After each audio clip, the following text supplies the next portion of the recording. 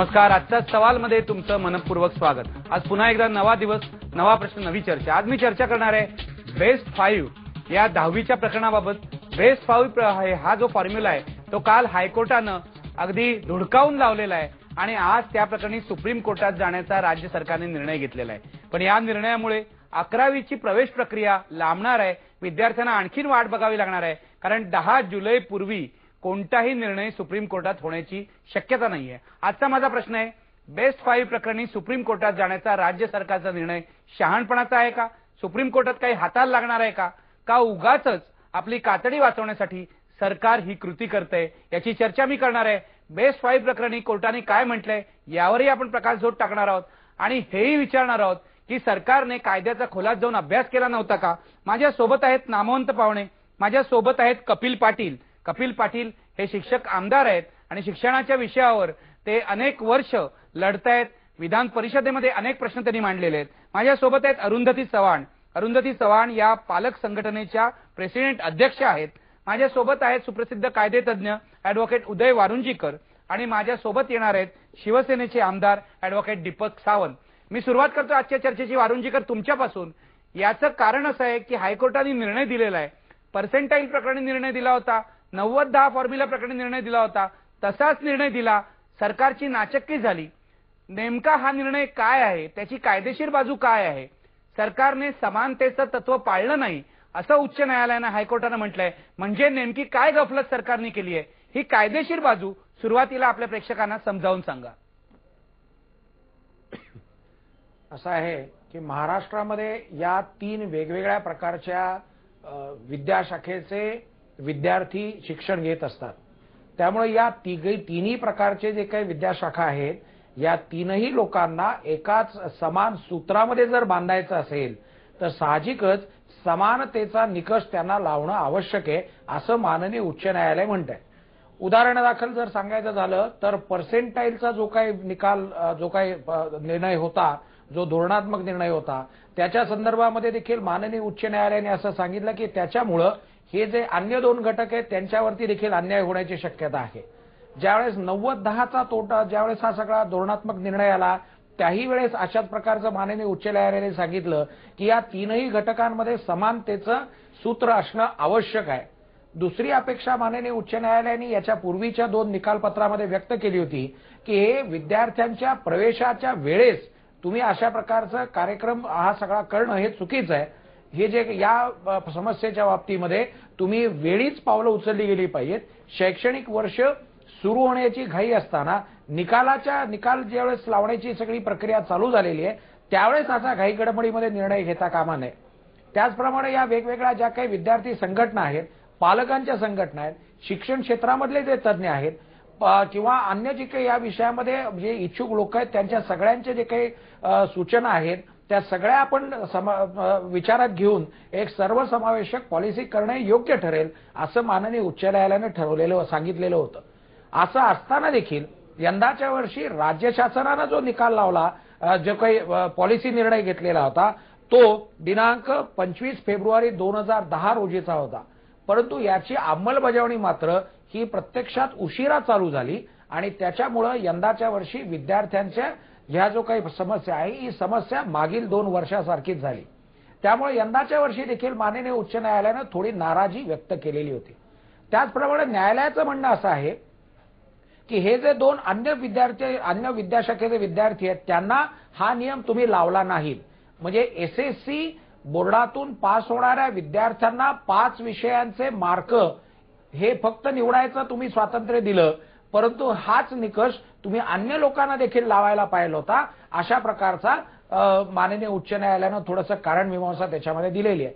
म्हणजे थोडक्यातच समानतेच्या तत्वावरती हा निकाल चुकीचा आहे, हे जे काही धोरण आहे हे चुकीचं आहे, अशा प्रकारचं माननीय उच्च न्यायालयाचं मत आहे. अगदी. कपिल पाटील, हायकोर्टाच्या निकालांनी सतत तिसरं वर्ष आहे राज्य सरकारला चपराक बसली. ही गफलत सरकार वारंवार का करते? मला तर आता संशय यायला लागलेला आहे की सरकार सातत्याने तोंडघशी पडते की स्वतःहून पडून घेत आहे. कारण सरकारला अनुदानित शाळांचं ओझं हळूहळू कमी करायचं आहे. एसएससी बोर्डात शिकणारी बहुसंख्य गरीब मुलं आहेत आणि हे अनुदानित शाळांचं ओझं सरकारला मोठं वाटतंय. मध्यम वर्ग पूर्वी जसा इंग्रजी माध्यमांकडे जायचा तसा आता या इतर बोर्डांकडे, खासगी शाळांकडे जावा आणि खासगीकरणाच्या माध्यमातून या शाळा वाढाव्यात, अशा पद्धतीचा एखादा छुपा अजेंडा यामागे आहे का अशी शंका घ्यायला आता जागा निर्माण झाली आहे. कारण कोर्टामध्ये आपले वकील पुरेशी मांडणी करू शकले नाहीत आणि हा मुळात निर्णय घेत असताना मगाशी वकील साहेबांनी जे सांगितलं की मागे जे कोर्टानं 2 निर्णयामध्ये सांगितलं आणि आताही कोर्टानं विचारलं होतं की तुम्ही हा इतर बोर्डालाही निकष लावणार का, सीबीएसई आणि आयसीएसईला लावणार का, त्यांनी उत्तर काही दिलं नाही, ही भूमिका मांडली नाही. आणि ही भूमिका न मांडल्यामुळे आज आपले एसएससीचे 16 लाख विद्यार्थी अडचणीत सापडले आहेत आणि अकारण आयसीएसई विरुद्ध एसएससी हे भांडण, मुलांमधलं भांडण लावलंय आणि या सगळ्याचा परिणाम आज मुलांना टक्केवारी वाढली बेस्ट ऑफ 5 मुळे, पण आज कोर्टाच्या निकालामुळे त्यातले टक्के 4 ते 5 टक्क्याने कमी होणार आहेत. मार्क कमी होण्यामुळे मुलांच्या मानसिकतेवर जो काही परिणाम होतो याचा विचार सरकारने केला होता की नाही.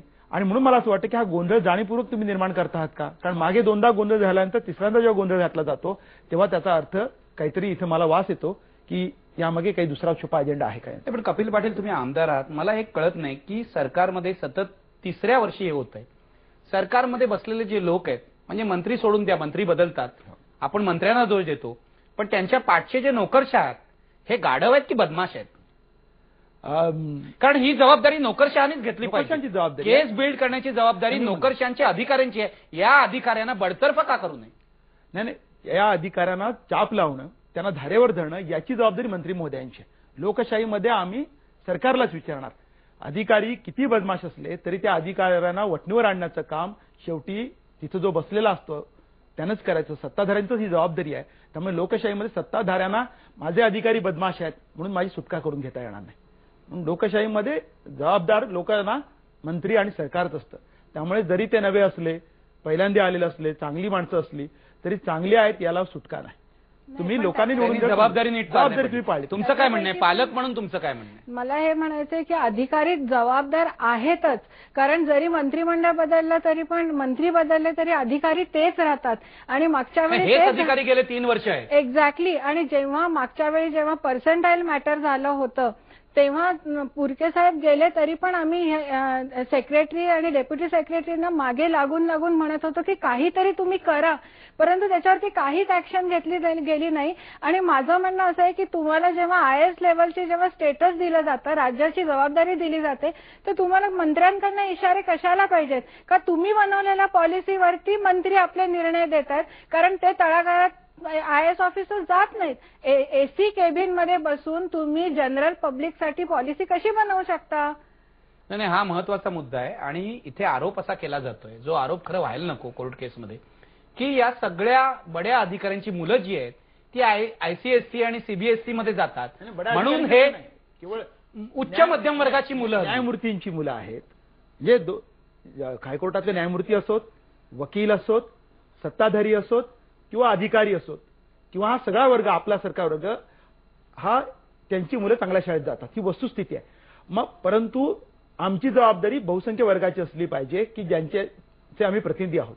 जी गोरगरीब, कारण एसएससी बोर्डाची मुलं, हे बरोबर आहे कपिल पाटील, पण यांची मुलं जातात बड्या शाळांमध्ये, आयसीएससीच्या शाळांमध्ये, म्हणून हे एसएससी बोर्डाची बाजू नीट मांडत नाही असा आरोप होतोय. तो कितपत खरा आहे? त्याच्यामध्ये तथ्य आहेच, पण दुसऱ्या बाजूला एसएससी बोर्ड, मी मगाशी म्हणत होतो की त्याला ढकलायचं, त्याला उपेक्षा करायची आणि गोंधळ निर्माण करायचा आणि त्यामुळे मध्यम वर्ग आपोआप या ठिकाणी सरकेत, हा यामागचा प्रयत्न. म्हणजे खासगी शाळांना जे रान तयार करून द्यायचं यांना मध्यम वर्गाचं की तुम्ही इकडे या, यासाठी जाणीवपूर्वक एसएससी बोर्डाला कमी लेखण्याचं आणि त्याची उपेक्षा करण्याचा जाणीवपूर्वक प्रयत्न तुम्हाला काय. पण जेव्हा आता कपिल पाटील असं म्हणतायत की हे काहीतरी त्याच्या मागे काळवेरा आहे का, की हे इंटेन्शन आहे का, पण त्यांना तर असेंब्लीमध्ये हा प्रश्न मांडायचा पूर्ण अधिकार आहे आणि ते कधीही मुख्यमंत्र्यांपर्यंत पोहोचू शकतात. आमच्यासारखे सामान्य पालक आपली बाजू मांडायला नाही. काय अपेक्षा आहे यांच्यासारख्या आमदारांनी हे विधान परिषदेत किंवा असेंब्लीमध्ये मांडलं पाहिजे? मागचे 2 वर्ष हे लोक का झोपून राहिले? त्यांनी काय पाटीलाचं उत्तर द्या.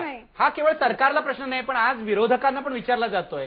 शिवसेना असेल, भाजप असेल, तुमच्यासारखे शिक्षक आमदार का गप्प बसला नाही? आणि तुम्ही शिक्षक आमदार असून सुद्धा तुम्ही आमच्यासाठी काही करू शकत नाही. अरुंधती मॅडम, तुम्ही पालक संघटनेच्या सदस्य आहात, पण तुमच्या माहितीसाठी सांगतो की हा प्रश्न पहिल्यांदा समानीकरणाचा मुद्दा कपिल पाटील आणि डॉक्टर दीपक सावंत या दोघांनी सभागृहामध्ये पहिल्यांदा उभा केला. त्याच्यातून पर्सेंटाईल जन्माला. पर्सेंटाईलची मागणी आमच्या दोघांची मागणी होती सभागृहात, ऑन रेकॉर्ड आम्ही मागणी केली. नंतर सरकारने निर्णय घेतला, पण सरकारने निर्णय नीट आम्ही कायदा करा असं म्हणत होतो पर्सेंटाईलच्या संदर्भात. सरकारने कायदा नाही केला. शेवटी आम्ही दोघं एकटेच आहोत. शेवटी सभागृहात सत्ताधारी तुमच्या बरोबर आपल्या बाकीच्या लोकांना का नाही घेतलं? त्यासाठी थोडंसं त्यासाठी लोकशाही आणि नागरिक शास्त्राचा थोडा अभ्यास तुम्हाला करावा लागेल. ती तुमची अडचण दिसते, मी तुमच्याबद्दल काही म्हणत नाही. पण दीपक सावंत आणि कपिल पाटील या दोघांचे मी असं उल्लेख करतो की माझा की आम्ही दोघांनी हा सातत्याने मुद्दा लावून धरलाय सभागृहामध्ये. त्यानंतर पर्सेंटेज नंतर 90-10चा कोटचा निर्णय हा त्यांचा बाजूने त्यांनी आला. जेव्हा पर्सेंटेजचा मुद्दा बाद ठरल्यानंतर तेव्हा आम्ही म्हणतो की तुम्ही जो काही निर्णय घ्याल तो कायद्याने करा. कारण जीआरला कोर्टामध्ये केलं नाही, जीआर नाही आणि सरकारने केलं नाही. मामूली तक्रार जीआर काढले. जीआर गोष्ट वेगळी आणि कायदा वेगळा. म्हणून मी जी शंका व्यक्त करतो, मी ज्या 4 वर्षापूर्वी आमदार झालो त्यानंतर मी हा प्रश्न उपस्थित केला होता. तेव्हापासून मी सांगत आलेलो आहे की जाणीवपूर्वक इथल्या गोरगरीब वर्गाचं शिक्षण त्याची उपेक्षा करण्यासाठी आणि एका विशिष्ट वर्गाला एका बाजूला ढकलायचं म्हणजे सरकारचा हा प्रयत्न आहे. सरकारच्या हेतूविषयी शंका आहे. आपल्या सोबत दीपक सावंत सुद्धा आहेत. डॉक्टर दीपक सावंत, मला तुम्हाला विचारायचं आहे, आता कपिल पाटीलने तुमचा उल्लेख केला, तुम्ही तर पर्सेंटाईल प्रकरणी मला वाटतं पिटिशनर सुद्धा होतात. 3 वर्ष तोंड फुटलंय सरकारचं, तरी सरकारला अक्कल आलेली नाही. काय म्हणाल तुम्ही, गांभीर्य नाही की कपिल पाटील म्हणतायत त्याप्रमाणे सरकारचा हेतू स्वच्छ नाहीये? नाही, सरकारचा हेतू स्वच्छ नाहीये हे 100% खरं आहे. कारण सरकारला फक्त या सामान्य लोकांच्या तोंडाला पानं पुसायची, आपण काहीतरी करतोय एवढंच फक्त दाखवायचं आहे. सरकारला जर ही इतकी इच्छा असती तर त्यांनी जे ॲफिडेव्हिट केले त्या ॲफिडेव्हिटमध्ये प्रचंड त्रुटी होत्या आणि पर्सेंटाईलच्या निर्णयानंतर वास्तविक सुप्रीम कोर्टामध्ये या राज्य शासनाने जायला पाहिजे होतं, ते गेलं नाहीये. कुंभकोणी साहेबांनी 90-10च्या वेळी हा मुद्दा उपस्थित केला होता, पण मात्र या बाबतीत सरकारने पुन्हा काही केलं नाही. पुन्हा बेस्ट ऑफ 5 करताना सातत्याने या सभागृहामध्ये कपिल पाटील, मी आणि इतर सभासदांनी सांगितलं की हे बेस्ट ऑफ 5 देखील टिकणार नाही. पण बेस्ट ऑफ 5ची तयारी न करता बेस्ट ऑफ 5 आणलं आणि आज मुलांना, पालकांना, सगळ्यांना आज ह्याचे चटके बसले. त्यामुळे विरोधक काही करत नाही असं म्हणणं ज्या मॅडम आता म्हणत होत्या त्याच्यामध्ये मी तर पेटिशनर होतो 90-10 मध्ये. मी स्वतः सरकारच्या बाजूनी, सरकारने निर्णय घेतल्यानंतर माझी बाजू मांडली आणि त्यांना हे केलं. पण तरी देखील या बाबतीमध्ये राज्य शासनामध्ये एक पूर्ण वेळ शिक्षण मंत्री जे राज्य शासन देऊ शकत नाही, ते आणखीन काय पालक त्याच्याकडनं आणि विद्यार्थी काय त्यांच्याकडनं अपेक्षा करणार? अरुंधती मॅडम, आता कपिल पाटीलही म्हणाले, दीपक सावंत या दोघांनी प्रयत्न केलेत, तरी सुद्धा पालक संघटनेच्या प्रतिनिधी म्हणून तुम्ही एकूणच राजकीय पक्षांवर नाराज आहात का की हा गंभीरपणे विषय घेत नाहीये? की कुठला शासन असू दे नाही तर ऑपोजिशन वाले असू देत, की हा प्रश्न त्यांनी ज्या गंभीर्याने घ्यायला पाहिजे होता. कारण फक्त आपण मुंबईतल्या मुलांसाठी बोलत नाही आहोत, आपण ग्रामीण भागातल्या मुलांसाठी पण बोलतोय. की इथे जेव्हा पिटिशन दाखल केलं जातं तेव्हा कोर्टामध्ये सीन हा असतो की फक्त मुंबई पुरताच एसएससी बोर्ड मर्यादित आहे. पण माझं असं म्हणणं आहे की जर तुम्हाला खरोखरच पब्लिकसाठी वाटत, तुम्ही आम्हाला बरोबर घेऊन जा ना, आम्ही पण तुमच्या बरोबरीने आवाज तुमची काय अपेक्षा, सरकारने काय करायला पाहिजे? की माझं पण ह्यांच्यासारखंच म्हणणं आहे की एक पॉलिसी ठरवायलाच पाहिजे, धोरण ठरवायला पाहिजे, कायदा सभागृहामध्ये ते असतील, दीपक सावंत असतील, मांडतातच. आणि हे आम्ही सुद्धा सरकारला सांगितलेलं आहे. कारण साऊथच्या स्टेट्समध्ये हे फक्त आपल्या राज्यातच का होतं, बाकीच्या राज्यांमध्ये का नाही होत? कारण आपल्या राज्यामध्ये जी सेन्सिटिव्हिटी पाहिजे मासेससाठी ती नाहीये. आपण क्लासेसला बिल्ड करत चाललेलो आहोत. म्हणून माझं असं म्हणणं आहे की राज्य सरकारवर प्रेशर आणून शासनाकडनं जसं साऊथच्या स्टेटमध्ये कायदे केलेले आहेत तसे आपले सुद्धा कायदे करायला पाहिजेत की जे चॅलेंज होणार नाहीत. आणि जसं मगाशी आपण म्हणालात की ऑफिसर्स लोक काही करत नाहीत का, तर इथे मला एक निदर्शनाला आणून द्यायचं आहे की आपल्या एसएससी बोर्डाने जेव्हा दुसऱ्या बोर्डकडनं आपल्या बोर्डमध्ये मुलं शिकायला येतात तर त्यांची काहीतरी एलिजिबिलिटी ठरवायला पाहिजे. मग आयसीएसई सीबीएसईची मुलं जेव्हा आपल्याकडे ऍडमिशन घेतात तर त्यांच्याकडे तर 7 विषय, खूप सारे ऑप्शन्स आहेत, सिंपल ऑप्शन्स आहेत, योगासारखे सब्जेक्ट्स आहेत. मग तुम्ही तुमचा एलिजिबिलिटी क्रायटेरिया का नाही ठेवला की हे सब्जेक्ट तुम्ही तुमच्याकडे मुलाने घेतले असतील तर डेफिनेटली आम्ही. पण माझं असं म्हणणं आहे की तुमच्यासारख्या ज्या पालक संघटना आहेत या नेहमी अशा वेळेला बोलतात पण वर्षभर तुम्ही काही करत नाही. तुम्ही जाऊन आता शिक्षण मंत्र्यांना किंवा मुख्यमंत्र्याला घेराव का घालत नाही? मग हे आमदार काय करत नाही, हे तुमचं मध्यम वर्ग नेहमी तक्रार करतो. तुम्ही 100 पालक एकत्र व्हा आणि जाऊन जा विचारा मुख्यमंत्र्याला. नाही, पालक संघटना काही करत नाहीयेत हे मी मान्य करणार नाही. काय करता तुम्ही वर्षभर आम्ही ह्याच्यावरती काम केलेलं आहे. फक्त मी तुम्हाला एवढंच एक गोष्ट सांगते की आमचे जे एसएससीचे जे पालक आहेत त्यांचे तुम्ही इकॉनॉमिक स्टेटस बघा ना. आमच्यासारखे जे पालक आहेत तेच आवाज उठवतात. बाकीचे असतात ते आमच्या भरोशावर असतात की बाबा आमच्यासाठी कोणीतरी काही करेल.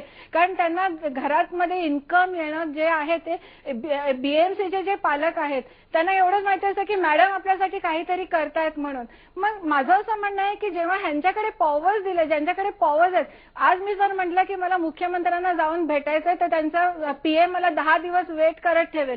पण ह्यांनी जर म्हटलं तर ह्यांना मुख्यमंत्री लगेच. मला हाच प्रश्न आहे की ते सभागृहात आवाज उठवत आहेत, कपिल पाटील असतील, दीपक सावंत असतील.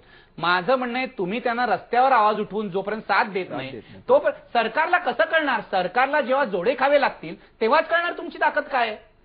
नाही, मी पूर्ण सहमत आहे आणि पालक तयार आहेत. परंतु असं जे म्हणलं जातं की एसएससी बोर्डाचे पालक काही करत नाहीत ते चुकीचं आहे. मला कपिल पाटील तुम्हाला विचारायचं, एकेकाळी आपल्या राज्यामध्ये शिक्षण असेल, इतर काही महागाईचा प्रश्न असेल, लोकशक्ती दिसत होती. आज लोकशक्ती दिसत नसल्यामुळे सरकार एवढं नादान झालंय का? अगदी बरोबर तुम्ही मांडला मुद्दा. आपल्या सगळ्यांचा भर कोर्टात जाण्याचा आहे आणि कोर्टातच प्रश्न सुटतात. ही जेव्हा भूमिका लोक घेतात त्यावेळेला मग ही स्थिती उद्भवत असते. ज्यावेळेला लोक रस्त्यावरती, शेवटी लोकशक्ती सगळ्यात महत्वाची असते लोकशाहीमध्ये, आणि लोकशक्ती आपली शक्ती दाखवत नाही तोपर्यंत कोणतंही सरकार त्याची दाद घेत नसतं. जेव्हा सरकारला चटके लागतील तेव्हा सरकार ताबडतोब वटणीवर येतं. ज्या दिवशी एसएससी बोर्डाचे पालक रस्त्यावरती, मी एकच उदाहरण देतो की 14 परीक्षांचं ओझं पुरके साहेबांनी त्यावेळेला टाकलं होतं. आम्ही पालक उतरवले होते, मी शिक्षकांच्या मार्फत त्यांना उभं केलं होतं आणि ताबडतोब त्याचा परिणाम असा दिसून आला की 14 परीक्षांच्या ओझ्याचा निर्णय त्यांनी मागे घेतला. या पद्धतीनं शेवटी लोकांनी चळवळ बनवली पाहिजे. प्रत्येक जण जातो कोर्टात, जातो कोर्टातनं पण कोर्ट फक्त इंटरप्रिटेशन करतं. कोर्ट आपल्या बाजूने निर्णय देईल असं नाही. दोन गोष्टी आहेत. एक आहे बाईंचं म्हणणं की विधिमंडळाच्या मुद्द्यांचा लागेल, शेवटी असे निर्णय विधिमंडळात होत असतात. परंतु शासन जे आहे, या शासनाच्या किंवा विरोधी पक्षांची त्यांची जी तक्रार बरोबर आहे की कोणत्याही राजकीय पक्षाच्या अजेंड्यावरती आज शिक्षण नाही.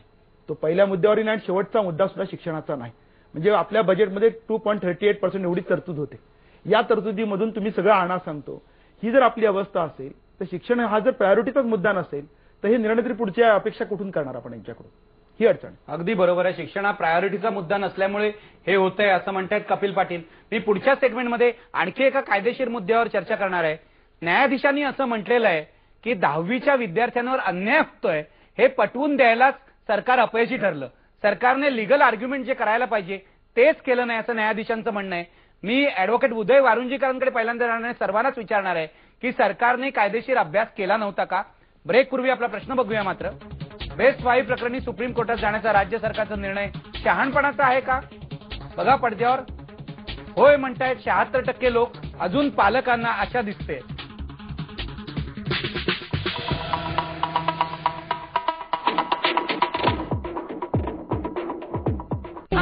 प्रत्येक जीवन सोबत हो, तुमचं स्वतःचं mineral water.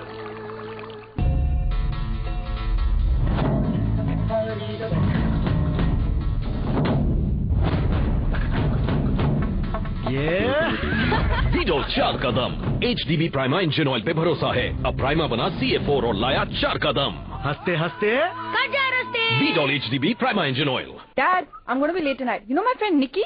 She's asked me to come and she will.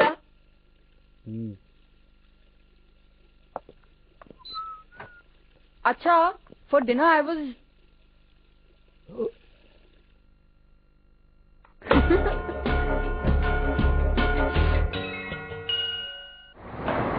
ये प्लेग्राउंड बहुत बड़ा है सर, इसे आधा कर देते हैं. पापा, पर ये गलत होगा.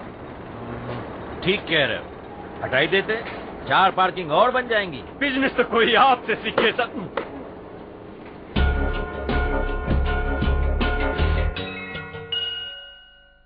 ही अंकिता, ही अमृता. आता ह्या दोघी जुळ्या बहिणी आहेत की नाही? म्हणजे त्यांचा जन्म एकाच वेळी झालाय की नाही? म्हणजे त्या दोघींची पत्रिका ही सेमच असणार की नाही? मास्तर, शास्त्रात सेकंदाने आयुष्य बदलतं.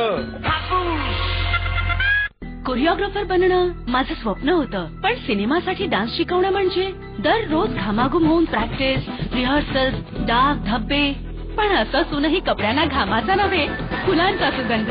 घामाच्या दुर्गंधीपासून संरक्षण करणं आणि डाग हटवणं सामान्य डिटर्जंटला जमत नाही. म्हणूनच नवीन एरियल 2-in-1. तिची 2-in-1 ऍक्शन सहजपणे डाग हटवते आणि 24 तास कपडे तरवळत ठेवते. आता दिवसभर कपड्यांना फक्त फुलांचा सुगंध. सास सुद्धा कोड्यात पडतात. नवीन एरियल 2-in-1.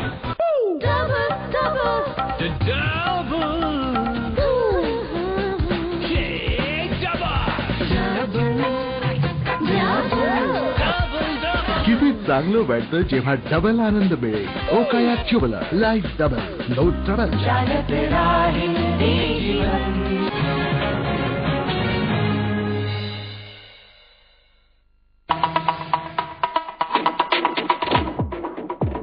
ब्रेक नंतर आपण पुन्हा चर्चेला सुरुवात करतोय. मी जातो ऍडव्होकेट उदय वारुंजीकर यांच्याकडे. ऍडव्होकेट वारुंजीकर, आज असा युक्तिवाद करण्यात आलेला आहे की ऍडव्होकेट जनरलनी सरकारची बाजू म्हणजे 10वीच्या विद्यार्थ्यांची बाजूच नीटपणे मांडली नाही. कोर्टाने सुद्धा असं म्हटलेलं आहे की 10वीच्या विद्यार्थ्यांवर अन्याय होतोय हे सिद्ध करण्यात सरकार अपयशी ठरलं. तुमचं काय मत आहे? माझं म्हणणं असं आहे की हेच जर प्रकरण जर का मे महिन्याच्या आधी जर का उच्च न्यायालयाच्या समोर आलं असतं तर कदाचित काही वेगळा निकाल दिसू शकला असता. अनेक फॅक्टर्स असतात, अनेक मुद्दे असतात. उदाहरणादाखल जर सांगायचं झालं तर एका रात्रीभरामध्ये हे जे काही शपथपत्र असतं ते तयार करून माननीय उच्च न्यायालयाच्या समोर सादर करावं लागतं. जे काही याचिकाकर्त्यांचे जे मुद्दे आहेत त्या मुद्द्यांना आपल्याला ताबडतोब उत्तर शोधून त्या युक्तिवादाला लगेच उत्तर द्यावं लागतं, प्रतिउत्तर तयार करावं लागतं. हा जो काही सगळा मुद्दा आहे हा सगळा बघता मला वाटतं की हेच जर प्रकरण जूनच्या आधी जर का माननीय उच्च न्यायालयाकडे जर आलं असतं तर परिस्थिती वेगळी दिसू शकली असती. सकृतदर्शनी असं दिसतं की या दोन ज्या वेगवेगळ्या शाखा आहेत, एक म्हणजे एसएससी आणि दुसरे हे जे अन्य दोन, या दोघांमध्ये काही मूलभूत फरक देखील आपल्याला दिसतो. आपल्याकडे गणित आणि शास्त्र हे जे विषय आहेत हे कंपल्सरी म्हणजे अनिवार्य विषय आहेत. केंद्रीय पातळीवरची जे काही धोरणात्मक निर्णय आहेत त्यामध्ये देखील हे विषय महत्वाचे आहेत आणि ते अनिवार्य असले पाहिजेत असं म्हटलं जातं. असं असताना देखील हे जे काही आयसीएसईचे विद्यार्थी आहेत, सीबीएसईचे विद्यार्थी आहेत त्यांच्याकरता हा निकष थोडासा शिथिल करण्यात आलेला आहे हे दिसतंय. त्यामुळे या दोघांची एकत्र अशी तुलना होणं हे मुळातच अवघड आहे. त्यामुळे ही बाजू सुस्पष्ट पद्धतीनं मांडणं हे खरं पाहता आवश्यक होतं. ही गोष्ट खरी आहे. परंतु ही सगळी आकडेवारी, या सिलेबस जे काही आहे याची तुलनात्मक दृष्टिकोनातून माहिती हे सगळं शासनाकडे तयार असायलाच पाहिजे. एसएससी बोर्डाकडे हे असायलाच पाहिजे. कारण हे प्रकरण हे फेब्रुवारीमध्ये हा GR काढलेला होता. फेब्रुवारीमध्ये काढलेल्या GR नुसार जी काही कायदेशीर तरतूद जी काही आहे, एसएससी बोर्डाचे जे नियम आहेत त्याच्यामधली जी दुरुस्ती आहे ती दुरुस्ती त्यांनी आता एवढा उशिरा केली आणि त्याच्यामुळे मला असं वाटतं की GR जरी वेळेस आलेला होता तर देखील एसएससी बोर्डाच्या नियमांमध्ये करावी लागणारी जी काही दुरुस्ती आहे ती दुरुस्ती उशिरा झाल्यामुळे ही सगळी परिस्थिती कदाचित उद्भवलेली असावी. उरला मुद्दा की विद्यार्थ्यांना होणारी जी हार्डशिप आहे ती योग्य पद्धतीनं तुम्ही दाखवून देऊ शकला नाहीत असा जर आरोप असेल तर मला वाटतं याचं निरसन करण्याचं काम हे राज्य सरकारने करणं आवश्यक आहे. हा आरोप हा अत्यंत गंभीर आरोप आहे. जर राज्य सरकारला आपले जे काही मुद्दे आहेत ते जर मांडता आले नसतील तर मला वाटतं ती नक्कीच ही गंभीर बाब आहे. मग अशा परिस्थितीमध्ये माननीय सर्वोच्च न्यायालयाकडे जाणे आणि तातडीनं त्या बाबतीमध्ये दखल त्यांचे जे काही आदेश आहेत ते सुट्टीच्या न्यायाधीशांकडून मिळवणं आणि तातडीनं त्या बाबतीमध्ये काही ना काहीतरी उपाययोजना करणं हा मला वाटतं कदाचित एखादा एक मार्ग राहतो. सर्वोच्च न्यायालयाच्या मुद्द्याकडे मी नंतर येतो कपिल पाटील. पण ह्या न्यायालयामध्ये ऍडव्होकेट जनरलनी या प्रकरणाचा नीट अभ्यासच केला नव्हता किंवा शिक्षण खात्याच्या अधिकाऱ्यांनी ऍडव्होकेट जनरलचा सल्लाच घेतला नाही असं सगळीकडे प्रसिद्ध झालंय. काय तथ्य आहे? वकील साहेबांनी अगदी नेमकेपणानं मुद्द्यावर बोट ठेवलेलं आहे. पहिल्यांदा बोर्ड अतिशय चुकीचं बेजबाबदार वागलेलं आहे. त्यामुळे बोर्ड बरखास्त केलं पाहिजे, ते अधिकारी बदलले पाहिजेत अशी माझी मागणी आहे. आणि नंबर 2, तुम्हाला किती उशीर, शेवटी ऍडव्होकेट जनरलचं कौशल्य असतं आणि वकिलांचं कौशल्य असतं, किती उशिरा माहिती मिळो तुम्हाला. तुम्ही कोर्टानं आणि स्वतः माननीय हायकोर्टानं सांगितलं की वकिलांनी एसएससी बोर्डाच्या मुलांची बाजू नीट मांडलेली नाही. माझी मागणी आहे सरकारकडे, सरकारला तोंडघशी कोणी पाडलं असेल तर ते बोर्डानं आणि ऍडव्होकेट जनरलनी, त्यामुळे या दोघांचे राजीनामे सरकारने घेतले पाहिजेत जर सरकार एसएससी बोर्डाच्या बाजूने असेल तर. कारण हा अपमान किंवा तोंडघशी केवळ सरकार नाही पडले, एसएससी बोर्डाची 16 लाख मुलं पडली, 16 लाख विद्यार्थ्यांची 16 लाख जणांची फसवणूक या दोघांमुळे झालेली आहे. एसएससी बोर्डामुळे झालेली आहे पहिली, आणि दुसरी कोर्टानंच सांगितलेलं आहे की वकिलांनी केलेली आहे, मान्य हायकोर्टाने सांगितलं आहे. त्यामुळे या दोघांनाही तुम्ही बदलावं किंवा त्यांच्याकडनं राजीनामे घ्यावेत किंवा ते बरखास्त करावेत अशी माझी मागणी. मॅडम, तुमचं काय म्हणणं आहे? तुम्हीही कोर्टामधला हा कारभार, कोर्टात काय घडलं ते पाहिलेलं आहे. तुम्हाला वाटतं का पालक म्हणून की विद्यार्थ्यांची बाजू नीट मांडली गेली? हो, मी पण पूर्ण सहमत आहे कपिल पाटीलंची की त्यांनी अजिबात अभ्यास केला नव्हता किंवा घाईघाईने आपलं मत मांडलं, किंवा मे बी असं असेल की त्यांना वाटलं की आपल्याला सगळी माहिती आहे. जी बाजू, जो सखोल त्याने अभ्यास करायला पाहिजे होता आणि जो दोन्ही बोर्डामधला किंवा तिन्ही बोर्डामधले जी तफावत आहे, विषयातली तफावत आहे आणि एसएससी बोर्डाच्या मुलांना कुठल्या परिस्थितीतून अभ्यास करावा लागतो, हे सगळी बाजू जर कोर्टापुढे व्यवस्थित मांडली असती तर डेफिनेटली रिझल्टमध्ये फरक आला असता. ऍडव्होकेट जनरलनी बेजबाबदारपणा केला. हो, नक्कीच. मी दीपक सावंत यांच्याकडे जाणार आहे, मग ब्रेक घेणार आहे. दीपक सावंत, तुम्ही ऐकताय, ऍडव्होकेट जनरल, राज्याचे सगळ्यात महत्वाचे सरकारी वकील, विद्यार्थ्यांची बाजू मांडू शकत नाही. कपिल पाटील म्हणतायत त्यांचा राजीनामा घ्या. तुमचं काय म्हणणं आहे? नाही, ऍडव्होकेट जनरल यांनी गेल्या वर्षी पण, गेल्या ज्यावेळी 90-10चा प्रश्न होता त्यावेळी त्यांनी देखील अशाच प्रकारचं बेजबाबदारपणे केलेलं होतं. त्याचबरोबर जर गेले 3 वर्ष जर राज्य शासन आणि एसएससी बोर्ड हे जर 90-10 पर्सेंटाईल सिस्टीम आणि बेस्ट ऑफ 5 मध्ये जर आयसीएसई, सीबीएसई आणि इतर ज्या काही केंद्रीय बोर्डाच्या परीक्षा आहेत, परीक्षेतून मुलं पास होतात, यांचा अभ्यास करू शकत नसेल तर या एसएससी बोर्डाच्या अधिकाऱ्यांचं फार मोठं अपयश आहे. आणि त्यामुळे सर्वांचे राजीनामे तर घ्यायलाच पाहिजे, पण यांच्यावरती, सर्व अधिकाऱ्यांवरती शिस्तभंगाची कारवाई देखील केली पाहिजे. बेसिकली मुळामध्ये थोरात साहेबांनी देखील हे सर्व प्रश्न समोर ठेवून त्यांनी स्वतःहून राजीनामा दिला पाहिजे अशी मी मागणी करतो. शिक्षण मंत्र्यांनी सुद्धा राजीनामा दिला पाहिजे असं दीपक सावंत म्हणताय. मी ब्रेक घेणार आहे. ब्रेक नंतर मला या सगळ्या पाहुण्यांना विचारायचं आहे, अशा परिस्थितीमध्ये सुप्रीम कोर्टामध्ये जाणं कितपत शहाणपणाचं ठरेल? तिथेही हा सरकारी निर्णय जो आहे दुडकावला कशावरून जाणार नाही, म्हणजे विद्यार्थ्यांचं नुकसान आज होत आहे ते आणखी महिन्याभरानी तीच परिस्थिती कशावरून राहणार नाही, हे मला विचारायचं आहे.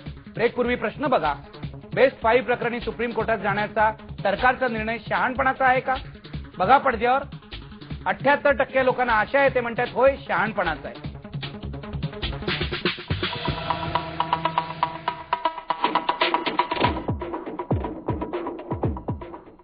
सादर आहे नसाका ॲक्वा, तुमच्या कुटुंबाच्या पाण्याचा उत्तम संरक्षण, जगातील शुद्ध पाण्याचा उत्तम स्रोत. एसी चाललाय? होय, एसी चाललाय. होय ना, मायक्रोटेक इन्व्हर्टर आहे तो सर्व चालेल निश्चिंतपणे. नई विस्पर चॉइस अल्ट्रा में है 100 जेल क्रिस्टल जो गीलेपन को अंदर लॉक करे, तो पाइए वो साफ सुथरी सुरक्षा जैसे आप अभी नहाई हो. विस्पर चॉइस अल्ट्रा सिर्फ 30 रुपए में. हमारी पुत्री राजकुमारी मस्तानी से आप विवाह कर लीजिए.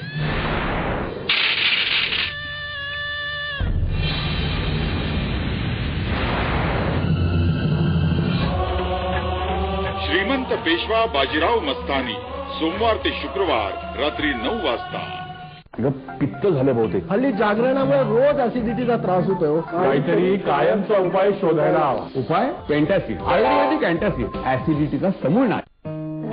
तुमच्यासारखं मलाही टेन्शन यायचं गळणारे केस पाहून, मग मला मिळाली पॅन्टीन सिस्टम. पॅन्टीन मध्ये आहे प्रो व्हिटॅमिन फॉर्म्युला जो पोषण देतो मुळांपासून टोकांपर्यंत. माझे केस झाले 10 पट अधिक मजबूत. जर केसांना मिळेल खोबरेल तेलासारखी मजबूती तर टेन्शन कसलं. पॅन्टीन. आता पॅन्टीन शॅम्पूवर मिळवा 25 रुपयांपर्यंतची सूट. शी is abnormal. She is not only abnormal, but she is mad. Idiot.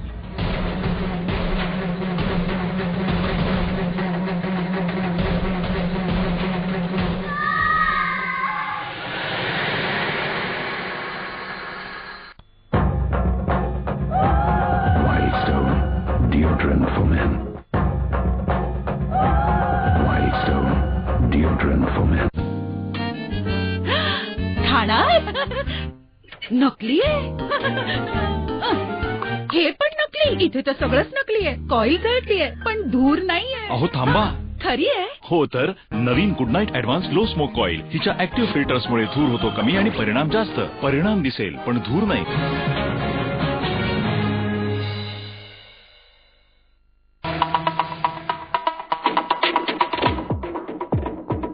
Madam, मला शेवटचा प्रश्न या सेगमेंटमध्ये घ्यायचा आहे.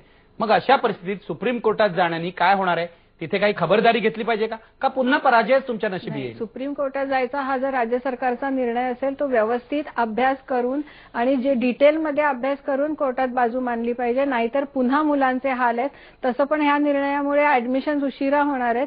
परंतु पालकांना एक थोडीशी आशा वाटते म्हणून हा निर्णय त्याला सुप्रीम कोर्टात जाऊन न्याय मिळेल असं पालकांना वाटतं. पण सरकारवर विश्वास आहे का तुमचा? नाही, अजिबात नाही. माझं तर म्हणणं असं आहे की नीट आम्हाला कळलं पाहिजे की काय म्हणतात, कारण आम्ही त्यांच्यापेक्षा जास्त अभ्यास केलाय. एसएससी बोर्डांच्या अधिकाऱ्यांपेक्षा सुद्धा आम्हाला डीपमध्ये माहिती आहे याची. अगदी. मी जातो दीपक सावंत यांच्याकडे. दीपक सावंत, काय सुचवाल तुम्ही सरकारला? आता सुप्रीम कोर्टात जात आहेत, तिथे तोंडावर पडू नये म्हणून काय करायला पाहिजे? नाही, सरकार जर सुप्रीम कोर्टामध्ये जात असेल तर पुन्हा हीच पुनरावृत्ती होणार आहे असं माझं ठाम मत आहे. कारण सरकारमध्ये इतका कोणी सक्षम नाहीये, इतका कोणी अभ्यासू नाहीये आणि त्यांना या आयसीएसई सीबीएसईना झुकतं माप द्यायचंय असा माझा स्पष्ट आरोप आहे. आणि एसएससी विद्यार्थ्यांच्या 16 लाख मुलांना वाऱ्यावरती सोडायचं आहे. माझं मत असं आहे की सरकारची जर खरोखरच इच्छा असेल, जर पॉलिटिकल विल असेल तर त्यांनी पुढच्या वर्षी सक्षम कायदा आणावा आणि तो विधानसभेत आणावा, विधान परिषदेत आणावा. आम्ही तो पास करून देण्याची जबाबदारी घेतो. अन्यथा सरकारने पुन्हा विद्यार्थ्यांना आणि पालकांना गाजर दाखवून त्यांच्या पदरी 2 महिन्यांनी 1 महिन्यांनी निराशा पडेल आणि तो मनस्ताप फार मोठा ठरेल आणि सर्वच मुलांची ससेहोलपट होईल ऍडमिशनसाठी. अगदी. कपिल पाटील, तुम्ही काय सांगाल सरकारला? ते म्हणतात कायदा करा, हे सुप्रीम कोर्टाच्या भानगडीत पडू नका. नाही, बेस्ट ऑफ 5 मुळे जो उत्साह विद्यार्थ्यांमध्ये पालकांमध्ये संचारला होता त्यामुळे पालकांची तर प्रचंड आशा आहे आणि त्या आशेखातरच सरकार गेलेलं आहे. पण सरकार तिथं पुन्हा तोंडघशी पडू नये अशी मी प्रार्थना करतो आणि पूर्ण तयारीनं तिथं जावं. आणि दुसऱ्या बाजूला दीपक सावंत म्हणाले तसं कायदेशीर तरतुदी, दीर्घकालीन उपाय शासनानं तयार करून येत्या विधिमंडळ अधिवेशनात यावं. कारण पुन्हा एप्रिल मेची वाट बघू नये. आता येणाऱ्या पावसाळी अधिवेशनात पुढची तयारी करावी.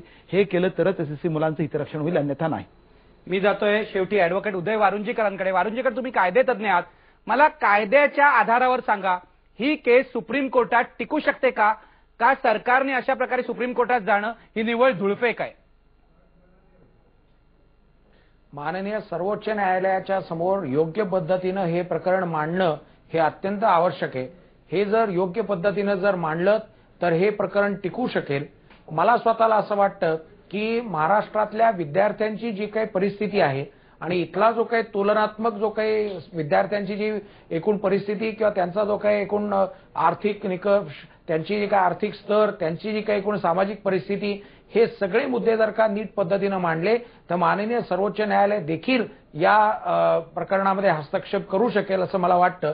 अर्थात मी एकच नक्की सांगेन, क्षणभर गृहीत धरू की माननीय सर्वोच्च न्यायालय याच्यामध्ये निर्णय या विद्यार्थ्यांच्या बाजूने देणार नाही असं जरी गृहीत धरलं तरी देखील हा प्रश्न सर्वोच्च न्यायालयापर्यंत नेऊन त्याच्यातून काही मार्गदर्शक सूचना, मार्गदर्शक तत्व, काही आपल्याला काही चांगले आणि योग्य अशा प्रकारचे काही ऑब्झर्वेशन जर का काही मिळू शकले तर त्यामुळे कदाचित इथून पुढच्या वर्षी किमान ही चूक होणार नाही. त्याच्याकरता काही आपल्याला निश्चितपणे करणं शक्य होईल. त्यामुळे सर्वोच्च न्यायालयात जाण्याने फायदा होऊ शकतो असं तुमचं म्हणणं आहे. सरकारला शेवटी सगळेजण हेच सांगतील, वकील तरी बरा करा, निदान तिथे वकिलाला युक्तिवाद तरी करता आला पाहिजे आणि त्यांनी गृहपाठ केलेला असला पाहिजे. शेवटी प्रश्न बघूया आपण, बेस्ट 5 प्रकरणी सुप्रीम कोर्टात जाण्याचा राज्य सरकारचा निर्णय शहाणपणाचा आहे का? आता 77% लोक म्हणतायत होय, हा निर्णय शहाणपणाचा आहे. लोकांना आशा वाटते, ही आशा खोटी ठरू नये एवढी इच्छा मी व्यक्त करतो आणि 16 लाख 10वीच्या विद्यार्थ्यांना न्याय मिळावा निदान जुलै महिन्यात तरी, एवढं म्हणून हा कार्यक्रम इथेच संपवतो. धन्यवाद. पहा फक्त IBN लोकमत.